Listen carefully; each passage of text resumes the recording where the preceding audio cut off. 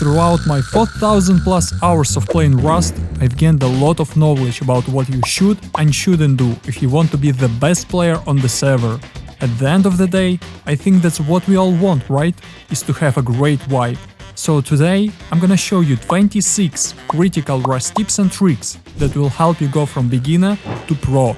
We're gonna cover everything from settings to PvP and training, building and general gameplay. So be sure to watch the entire video, hit that like button below and check out today's sponsor. Rustly is one of the fastest growing Rust websites with a lot of games to play, many deposit methods including skins, cards and crypto, and instant withdrawals with a store full of skins. You can claim 5 free cases by using code STELIC or clicking the link in the video description. You can battle against real players or bots in games like Case Battles, Coin Flip and even Minefield and win cool skins. And if it's not enough for you, you can get a lot of bonuses and free cases every 24 hours. In fact, you can get 5 free cases right now if you click the link in the description or go to rustly.com and use code STELIC. And now, let's get back to the video.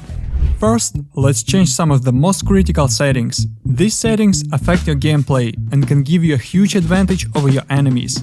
When you first time get into the game, these settings will probably be enabled by default. Pay attention to the FPS counter in the bottom left corner. Right now, I have 96 FPS, but if I go into the graphic settings, disable grass shadows and turn off contact shadows, my FPS increases by almost 10%. It will also make it easier for you to spot items in the grass. However, if you open the settings again and enable grass displacement, you can easily find loot in grass. Here's a clear example. As you can see, after I dropped the AK, the grass around it disappeared. And here's how it looks like with the default settings. The grass stays in place, completely covering the AK. The next and quite important setting will be the optimized load option in the experimental tab. Should definitely set it to partial. This setting can dramatically decrease your load time getting into server. Based on the test results, the improvement is about 20% for this option. The next and even more important setting is max shadow lights in the graphics tab, which should never be set to max, so drag it to 0. This prevents light from passing through building at night, meaning you can't see anything, while your enemies can see every inch of your base. So be sure to turn this option off to have an advantage at night. You can easily spot roof campers by changing a few settings in the game options. And here's an example. As you can see, with my current settings, there are no shadows inside the base, even though I'm standing on the edge of the roof. But if I change the shadow quality to 0 and shadow cascades to no cascades, you will clearly see the small shadow of the feet through the ceiling. And if I move to the corner, for example, the shadow will move to the corner as well. So you can gain a huge advantage by knowing the exact position of your enemy. Also, make sure that you have changed nudity from pixelated to underwear. If you don't change this setting, half the screen will be pixelated when you turn your head, and on top of that, you'll have a 5% drop in FPS. I don't think you're gonna like it. The next setting will help you dominate on the oil rig. On the small oil rig, you have these constructions, and they have gaps at the edges that you can't see through. But if you change the object quality to 0, you can see through and even shoot through them. This can give you an advantage in PvP, as you can see your enemy around the corner before they see you. Also, don't forget to set the max gips option to 0 to completely remove all parts of the destroyed building.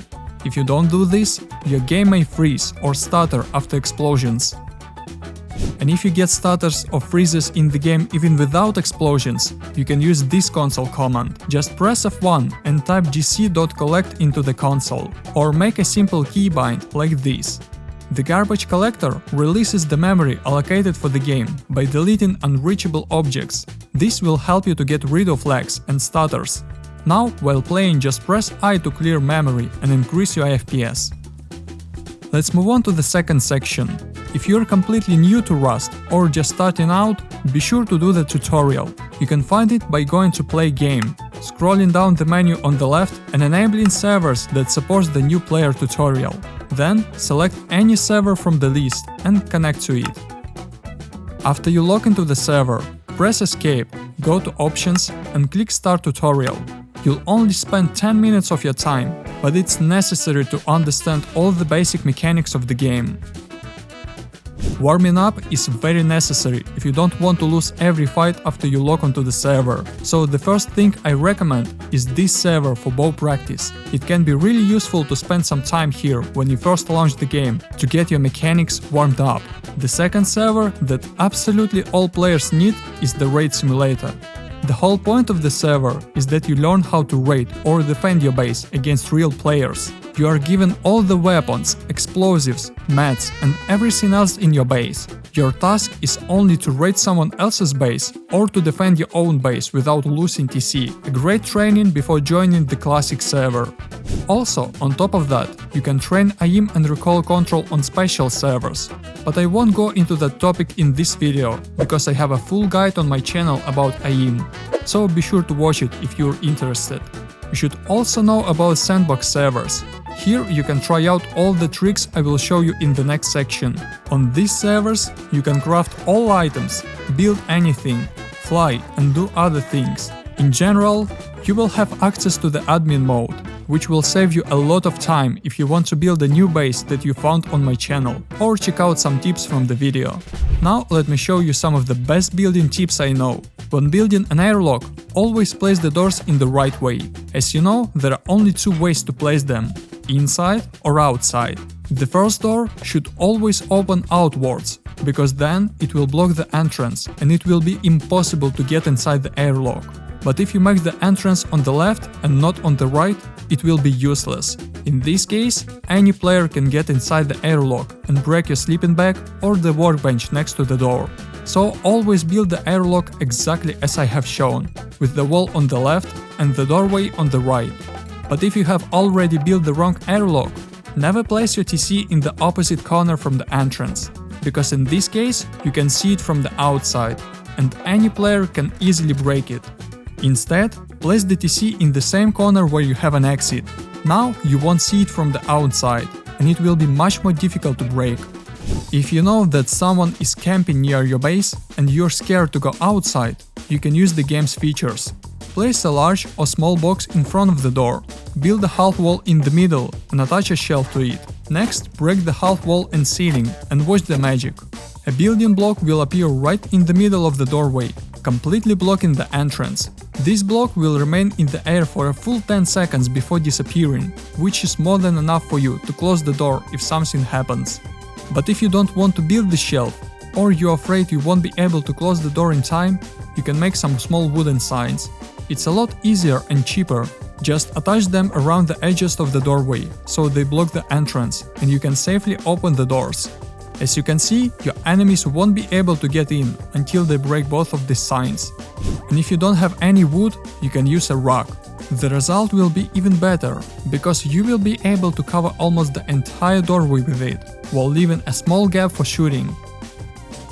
Gun trap is a great item that can help you protect your base.